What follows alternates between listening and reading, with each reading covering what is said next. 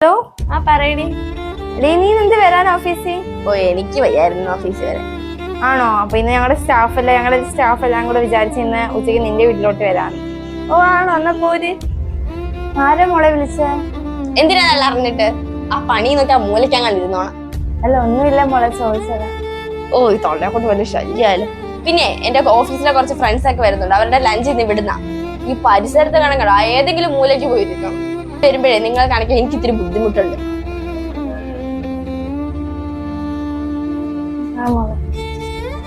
അവരല്ലേ വരുന്നത്?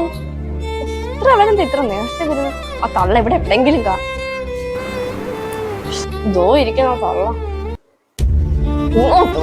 മോളെ,